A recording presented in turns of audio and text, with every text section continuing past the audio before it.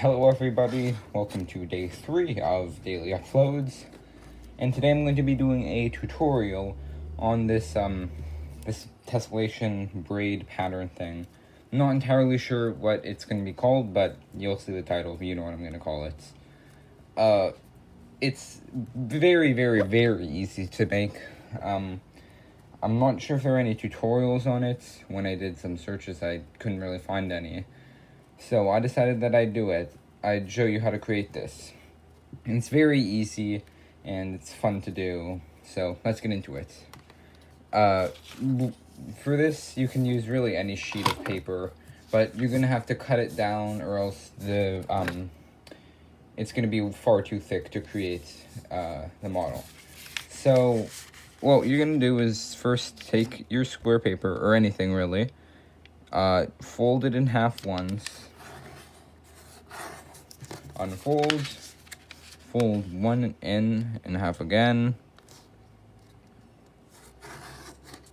and you can just continue this folding in half until you have something that's you think would be thin enough. The thinner it is, I'd say, the better.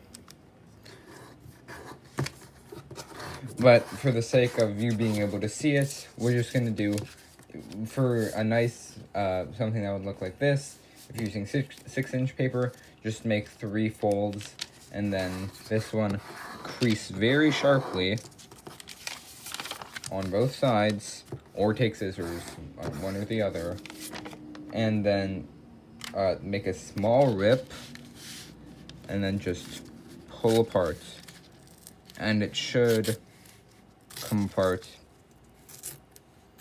pretty well, and you'll have this small strip of paper, and that's what we're going to work with.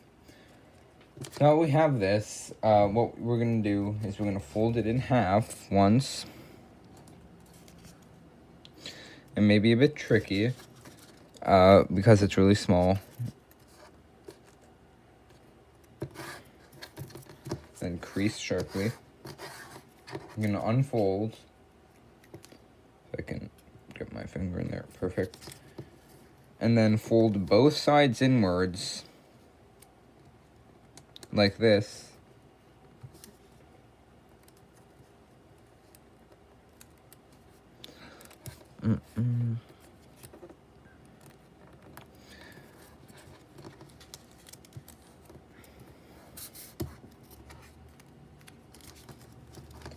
And then both sides.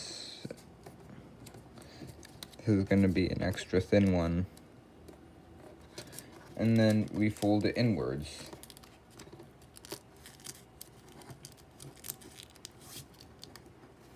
Like that.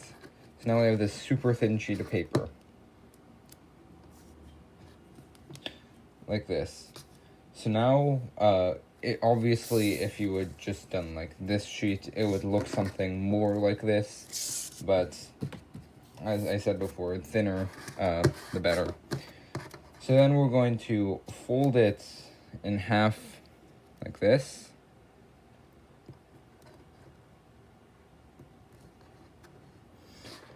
Crease sharply. Unfold. And then you're going to take either flap, it doesn't really matter, and just fold it. It doesn't have to be exactly on the crease, just like this. To make this thing, this V shape. So now here's the pattern. I'll do a little bit, then I'll just time lapse the rest. You take the one, as you can see, this one's like on the inside because it comes out of it, like is behind this area. This one's on this area. So we're gonna take this and we're gonna fold it like that. So it's like 2 lines like this. It doesn't really matter the difference between these 2 flaps, because it will be negated in the next fold. And we're going to turn it over, and as you can see, this one is behind this flap, while this one is on it. So then we're going to fold that like that. And that's just the premise of it. We can see that, but afterwards, after you do that fold, you're going to take this flap, the one in front, and you're going to take it and push it around, and that will lock it in here. So then, as you can see, you just turn it over, do one fold. Now it doesn't really matter anymore. Just do fold, turn over, next fold. Make sure they're somewhat accurate, and then push it to put one over the other, like that. So I'm just going to do the rest of this, and then I'll show you how to lock it at the end.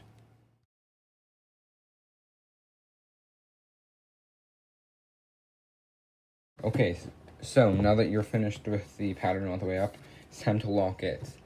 So you're going to want to start with the larger flap on outward, and on the outside, as you can see, the smaller flap is behind it. You're going to fold it up that way, like that.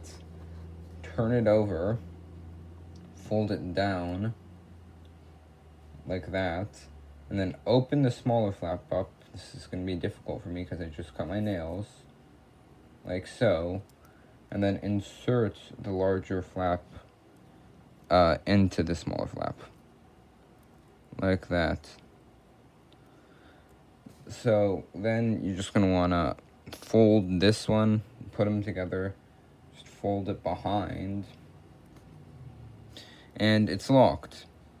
Now, the locked side doesn't look as nice as the unlocked side, but that's okay.